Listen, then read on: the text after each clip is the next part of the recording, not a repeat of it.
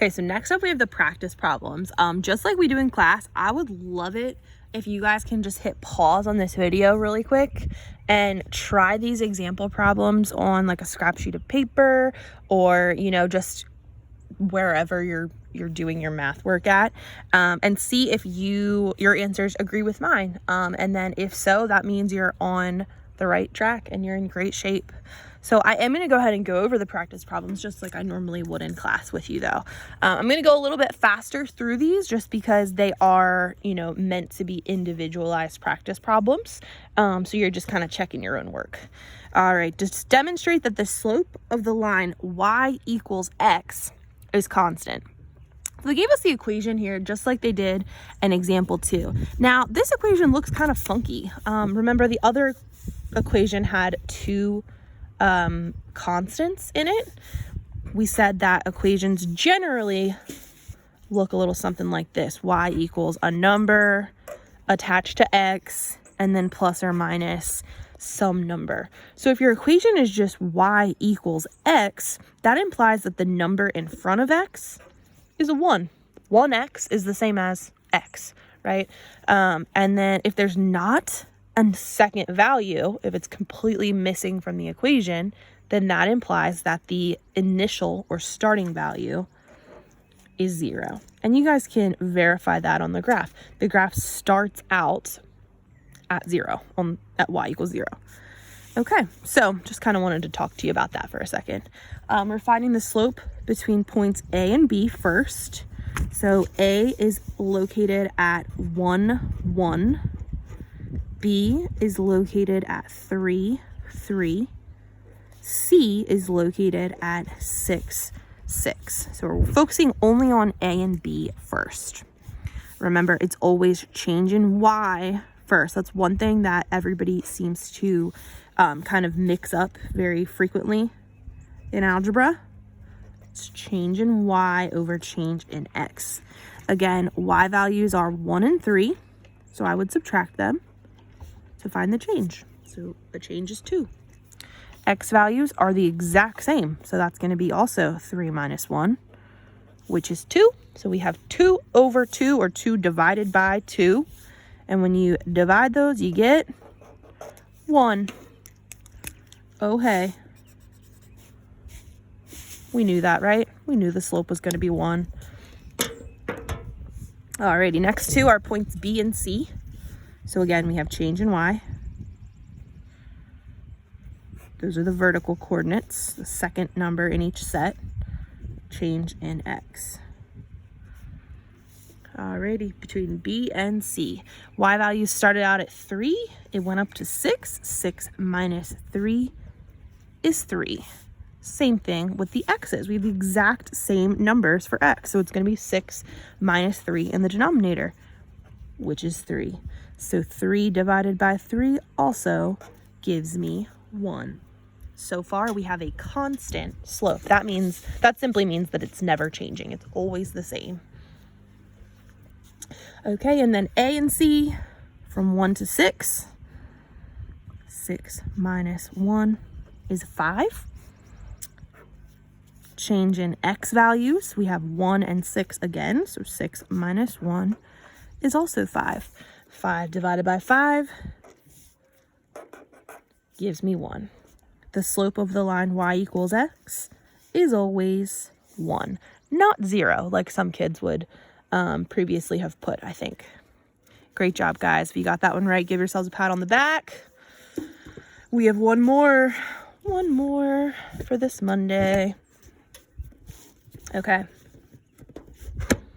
Demonstrate that the line y equals 2/3 x plus 1 is constant.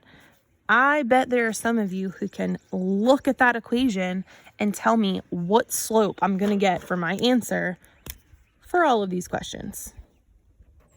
If you said 2/3, you are right. Great job. Find the slope between points A and B first.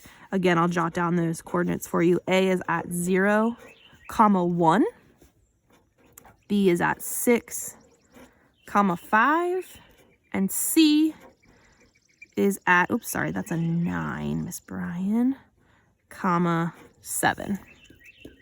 All right, remember change in y always comes first. Y values are the second pair or second numbers in each pair. So if we started out with a y value of 1 and we end at a y value of 5, from 1 to 5 is a change of 4. 6 and 0 are my x's. 6 minus 0 is 6. Now 4 over 6, if you type that into your calculator, you would get 0.666666 repeating on forever. So that tells you that that's not a fun fraction to deal with. That's not one that you would probably want to write as a decimal if you had like a fill in the blank question on your homework. Wink, wink. So when you have something like 4 over 6 and you get repeating nasty decimals like that, you just want to reduce those fractions.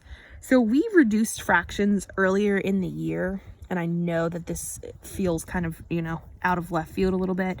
When you have two numbers, you want to look for numbers that both of them are divisible by. So for instance, I know that 4 can be divided by 2. Same with 6.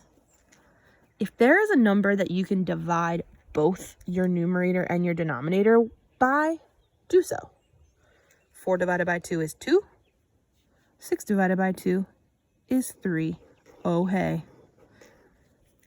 Nifty. It's the same number that showed up in our equation when we first started this problem. Okay, same for slope between points B and C. Our y values are 5 and 7, so 7 minus 5 is 2. Our x values are 6 and 9. 9 minus 6 is 3. That one we don't have to worry about reducing because there are no factors 2 and 3 share. So we're done. 2/3. And then same thing for A and C. The y coordinates first always. So we have 1 and 7. Y coordinate, y coordinate. 7 minus 1 is 6. And then our x coordinates, we have 0 and 9. 9 minus 0 is 9. 6/9, again, if you type that into your calculator, you would get a nasty repeating decimal. You would get 0.6 repeating again. So you just want to reduce those fractions. 9 and 6 are both divisible by 3. So we want to do that when at all possible. 6 divided by 3 is 2. 9 divided by 3 is 3. Would you look at that? 2/3 yet again. The slope of that line, doesn't matter which points you use to calculate the slope, you should always get the same answer because slope is always constant. Great job, guys. The last thing I have for you to do today, of course, in addition to your software time, 25 minutes a day, don't forget, make sure you're doing that each and every day. But you do have an exit ticket to do today. So it says to solve the problem, demonstrate that the slope of the line is constant. So you're just going to be calculating the slope for all 3 sets of points here, and then make sure you show your work so that you are demonstrating your understanding of how we find slope. And then how can you determine if a line has a constant slope? I think that should be pretty obvious for you. Just make sure you complete that sentence there.